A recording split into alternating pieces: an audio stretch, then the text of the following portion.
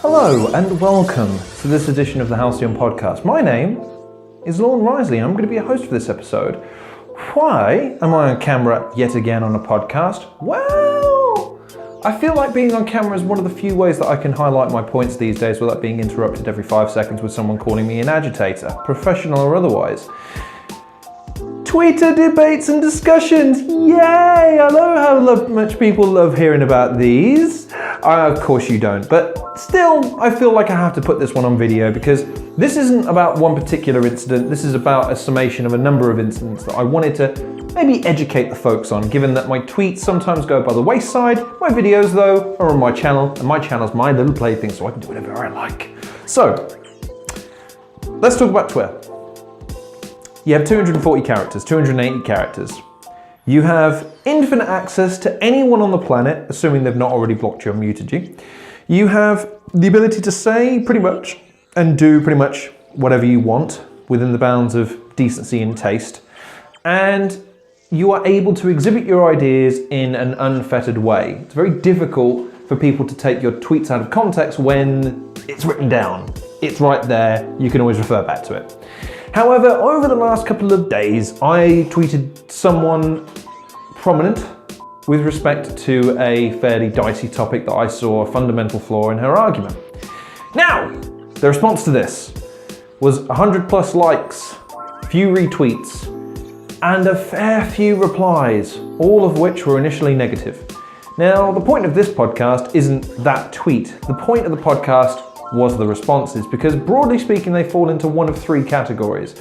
You've got your general, I don't necessarily disagree, but I can see your point to a degree, so we're going to have to agree to disagree.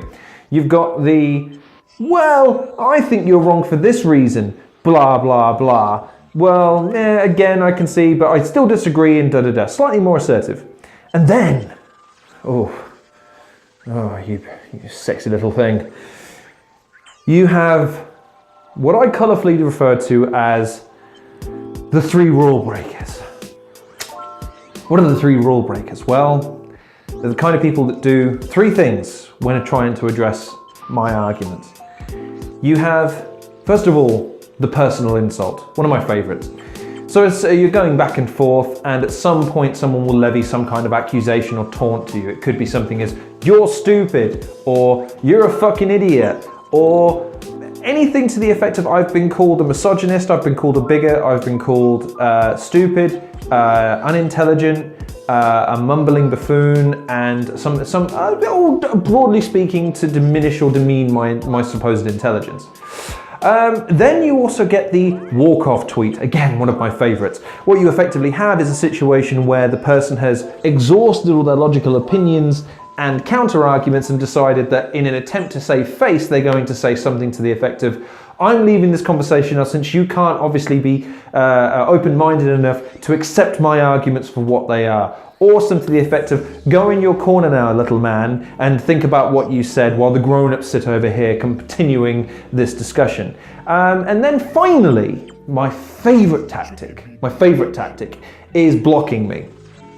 In the middle of a conversation, having been perfectly civil to them up until that point, they block me. Now, why do I want to bring this up? Well, this is the thing. In my Twitter bio, and this has been referenced by some of these people, which tickles me even to this day, because what I love about that is very simple. That's a joke. That's me highlighting the fact that people get agitated when I argue with them. Now, I can understand this annoyance to a degree. I'm fairly persistent, as many of my friends, and including some long-suffering YouTube content creators, will attest to. I'm pretty motherfucking persistent, especially when I have an idea in my head about something and I'm reasonably convinced I'm right. However, Every single one of those people will also attest to the fact that I am reasonable. If you present to me an argument which is cohesive, has weight, has logic, and undermines my argument, I will concede the point. Begrudgingly, but I will concede the point because that is imperative when it comes to discussing complex and delicate topics. You can't just dismiss someone's argument because it's counteractive to yours. It doesn't propel narrative. Now, in this case, in this particular tweet's case, I do not count whether or not I've made a good or bad statement by the amount of likes I've had. Never have, never will. I've made that assessment previously to the extent of saying that's what a lot of people think, and a lot of people seem to think I'm right because they've liked the tweet. But that doesn't make me right. It didn't make me right when it came to the transgender argument with Scarlett Johansson. It didn't make me right when it came to The Rock and his transgressions with disabled people and people attacking him because they felt he was being ableist. It doesn't make me right here when it comes to this freedom of speech debate. To give you full context, it was a tweet with regards to something to the effect of, I believe in free speech, or I'm an advocate of free speech, but while slurs against trans people or trans slurs are socially acceptable, people will still be murdered and or targeted for violence, something to that effect. Now, what's worth pointing out at this point, what's worth pointing out so that people fully understand the context is this. I agree with 80% of that statement. I agree with the fact that if it's socially acceptable, which I'm not convinced it is, because otherwise why would you be tweeting about it? And why would so many people be liking that tweet? If it is socially acceptable to harass transgendered people, or people of different sexual orientations, or people that don't identify with the gender they were born with, or whatever terminology you wish to apply to a specific scenario, while someone is being discriminated against based on something of their outward physical presentation to the world, and that could be anything, that's a problem. And I think we can all agree that that shouldn't happen. What should happen though is that you should be held responsible and you should be held accountable for the words out of your mouth and the content of your character. That's the only time you should ever judge anyone. Now, on that part, we totally agree. If someone makes heinous comments about someone because they're transgendered, okay, then you can easily identify that as a hateful statement, one born out of ignorance and intolerance.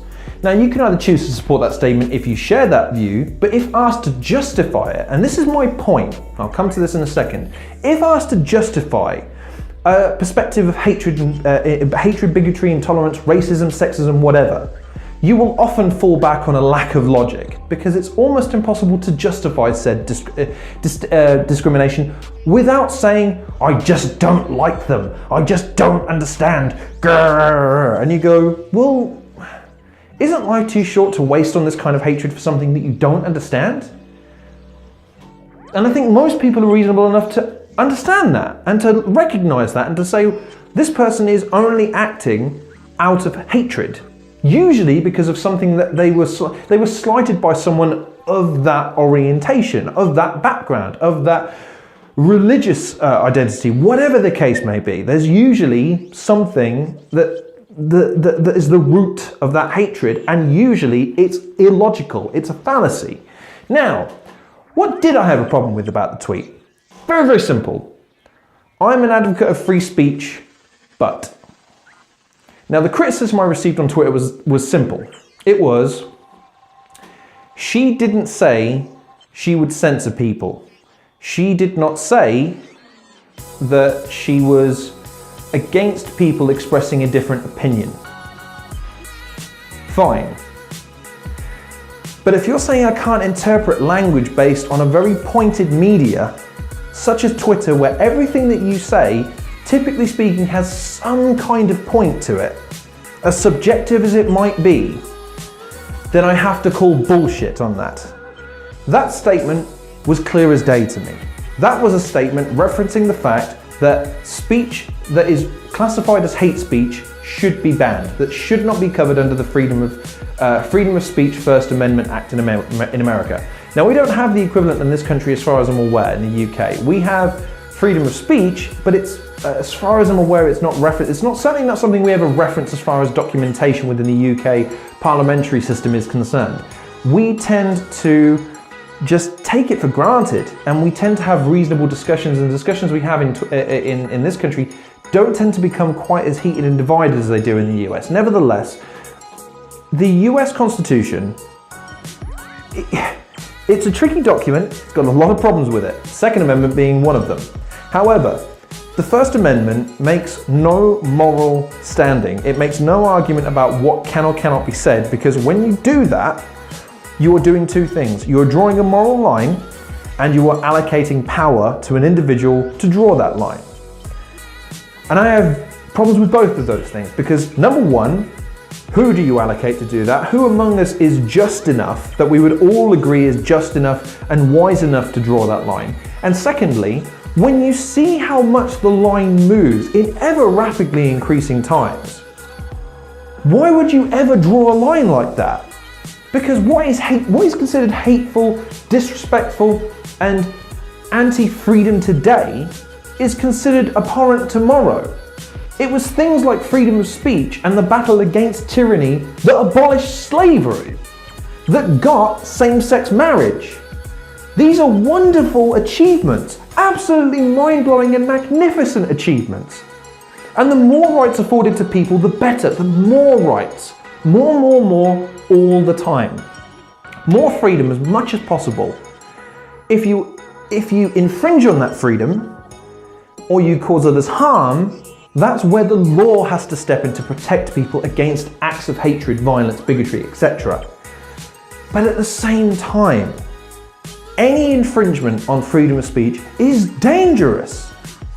And it can't be taken lightly. Any attempt to censor it is always going to be dangerous. And this comes back to the root of my argument. Why mention that at all if that's not what you're referring to? If you're saying you're an advocate of free speech, that's the end of your sentence. That's the end of your sentence. I don't want to hear this bullshit about, well, she didn't actually say that she was interested. There's a point to referencing it. There's a point to stating that. And I'll tell you what it is. It's to assuage the concerns of people that would otherwise be convinced that her statement was directly infringing on someone else's freedom of speech. That's it. I don't want to hear anything else, because if you do say anything else, then you're taking it at face value. And when in life do you ever take anything else at face value anymore? You can't afford to. Things are too complex. Things are multi-layered. Now, the reason I take such issue with this is because it comes from a political spectrum that is ever more attempting to censor free speech. This is a prime case. This person I was debating blocked me. If that isn't proof enough that civil discourse can't be completed, a conversation between two individuals of differing political persuasions, of different standings, different backgrounds, different agendas, can't at least come together to have a conversation and agree to disagree, when I can't speak for her, because unfortunately, ladies and gentlemen, she did resort to one of the tactics that I mentioned earlier. She called me stupid. She insinuated that I was carbon copying all of my ideas from the internet and the quote-unquote alt-right overlords, or referred to me as a bot, to which I retorted by saying if I was a bot, I'd be trying to take over the world with my alt-right program Pinky.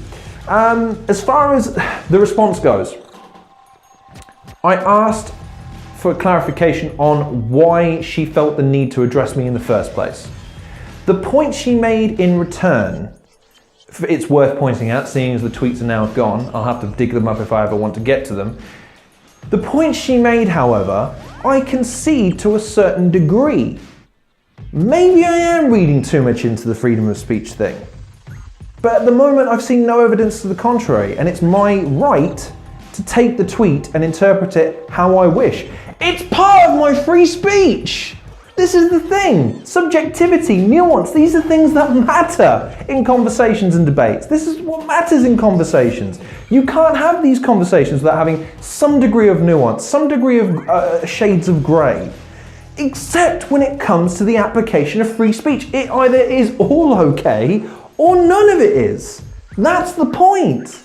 And that's why it was so important to take a stand on this particular issue, because I worry in the transgender debate and in the culture that seems to be arising out of the United States college campuses, where it is everyone's individual right to be referred to how they wish within the framework of redefining societal norms. Now, if those are based scientifically and have a wider benefit to the world, then to be honest, I never have a problem with such a thing. Like I say, the instatement of gay marriage is an absolutely wonderful thing. It affords people the same rights as everyone else, which is what should have happened in the first place. People should be treated equally as much as it is humanly possible to do so, up until you have a practical problem. There was never a practical problem with gay marriage. There's never a practical problem with the institution of racism in this country, because in this country or in the United States of America, because when you break it down, why were they never given the same rights? If it is literally because they have different skin color to you, you've got to work with me here. You can't justify it. Hence why you have to treat people with respect. And in these debates, it's worth pointing out, I offer every single person I debate on these Twitter debates a degree of respect at first. I will always hear the argument, I will always counter respectfully. Not once did I personally insult any of these people, and you may go back through my tweets and double check for me. It's hard not to sometimes. There are times where I want to destroy people. But it's not conducive or productive. It's not conducive to a productive argument. And that's the point. That's the only reason I engage on these topics, is because I want to try and progress the narrative to reach a consensus where we're all happy. And if I call something out because I think it's something that needs to be, then I will do that as part of my right to free speech. So shouting me down, blocking me, insulting me personally, or tweeting that you're done with this, sorry, not convincing arguments for me to stop doing what I'm doing. So, to clarify, professional agitator. No, it's a moniker I gave myself, because more and more I'm finding that the debates on these things have to follow a few rules. Number one, you have to be polite for it to be a productive conversation. Number two, you have to concede good points. If someone makes a point that I genuinely feel, okay, he's got a point, what are you going to do? You have to concede the point. It happened not too long ago. GFY Productions, a very good friend of mine, on a podcast no less, after I had a very spirited conversation with another one of my friends, Defunct Games, Cyril and I got really into it, and I was really, no, cannabis is bad and good. And then GFY Productions makes a point. And I'd be honest here, it's the first time I've been bodied in an argument in a while. But he bodied me in that argument by just throwing the edible argument in there, by saying, well, what about edibles? Boom! God damn, boy! And he wasn't even arguing. He just threw that out there, and yet completely undermined my preconceptions and my own stigma when it comes to weed. Now, if GFY can do that, and that's someone who doesn't necessarily, well, he smokes it for a start, and I don't. You can't get people that disagree on about it more. If I can reach a consensus with him by saying, well, do you know what? Fine. If I was in a certain, and I lay out the terms of my consensus and my concession to him of what I would be prepared to do on something that, if anyone who knows me knows how much I fucking despise weed, then I don't understand why people can't reach a consensus based on anything else. Yes, there's a lot of things more sensitive than whether or not weed should be legalized. I get that. People's rights and people's dignity being affronted and being accosted is always a bad thing, and it's never something we should stand up for, and it's certainly not something we should accept. However, I will not accept progression at the sacrifice of liberty. I will never accept progression at the sacrifice of the building blocks that enabled them to have this procession in the first place. Freedom of speech is such an important aspect of our lives in Western culture, because it's not afforded to places elsewhere in the world. It is such a precious commodity, and any attempt whatsoever to deem some speech hateful and other speech not is always subjective. We can all agree and we can all recognize evil, We have to trust our instincts as far as it comes to that. We have to trust in the greater good of mankind to be able to recognize the ills of the world, to understand that perhaps there are things that we shouldn't say. Sometimes we should just extend and be decent to each other. Yes, we have the right to do certain things, but sometimes we shouldn't. As another example recently, Manchester United players were on a train, or rather they were on a train platform being accosted by a gentleman. I got into a debate on Twitter with regards to the fact that the gentleman I felt was being unreasonable and somewhat aggressive. The guy disagreed with me. As far as I'm aware, we're still in the middle of this Twitter debate. We may very well could be by the time this podcast drops. However, the point is that we'll agree to disagree on this one because my perception of it is such, his differs from. But we're watching the same video. That is freedom of speech in a nutshell. Two different interpretations of the same subject matter. Now imagine for a second, I say I'm right and I'm the one with the power. That means he's wrong de facto, and that's not right. He should be entitled to his opinion and he should be able to voice it. Even if I completely disagree with him and we're watching the same video and I'm pointing him out to the places he's wrong and he's not conceding the points. Fine, but he should still be allowed to voice that opinion. And me saying, you calling me a twat or you calling me an idiot it's hurtful and it's hateful is what it is. Your hate speech, no. I have to be big enough to know that I got into this argument knowing full well that he could very well turn around and insult me at some stage. It happens. He's got to be man enough to get on with it, or womanly enough. There's not really big enough. There we go. Let's try and be gender neutral in this debate while I'm not trying to trigger anyone else. But let's try and be big enough to understand that when you're trying to get your point across, you're not just trying to win the argument, you're trying to win the hearts and minds of people. Just like when they debate you, they're trying to win yours. And there's nothing wrong with that. So in summation of this podcast, here's what I wanted to say about the whole situation. Number one, I stand by every single thing I said. You will never find me deleting a tweet on Twitter. It's very, very rare that I will go to the point of debating a lot of these topics. Trust me, it doesn't happen all that often. It's happened maybe 4 or 5 times. But the discussions that I get into are numerous when I do, because I find myself having to defend my ideas, and more often than not, I'll make some concessions, but overall, the only reason why I got involved in the first place is because I'm reasonably certain of my standing. Not the greatest way to go into an argument, I will concede. However, you've got to know your stuff before you get involved, and I'd argue that I do. So, swings and roundabouts really. But, as I keep trying to wrap up this podcast, all I ask of people is this. Try and be polite. Few easy rules. Be polite to people. Be respectful to people. Even if you disagree with them, even if you think their views are stupid, which, for the record, I could have easily turned around and said, you're being stupid, you're being an idiot, you're not understanding my points, and therefore I'm not going to talk to you anymore. What, so because I've not eloquated my argument enough to the point where they'll agree, that makes them stupid? No, that's not true. Just like when they call me stupid because they've failed to do the same thing, doesn't make them right. So maybe don't call each other stupid. Maybe afford each other the opportunity to make a sensible statement, to air their thoughts properly and fully, and give them an opportunity to express themselves in the way they want to express themselves. Try and concede the point if you can. There's nothing worse than someone who's being hard-headed. I've been accused of this a lot, yet like I say, with every single argument, if someone makes a decent foundation of an argument and elaborates on it with good points, there's every chance I'll concede. It happened in the Scarlett Johansson debate where I ceded a few points. I still stand by my original assessment of that, and the people that I ended up debating on that, I ended up direct messaging for a little while. We had some back and forth, but there wasn't any animosity at the end of it. And finally, don't block each other. Censorship of any kind isn't great. Blocking on Twitter is really for people that are attacking you, that are going after you for no reason than just to be hateful.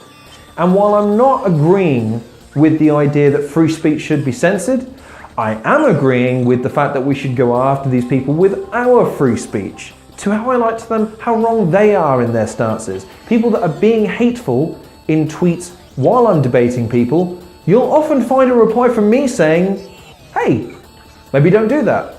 Maybe be polite and respectful.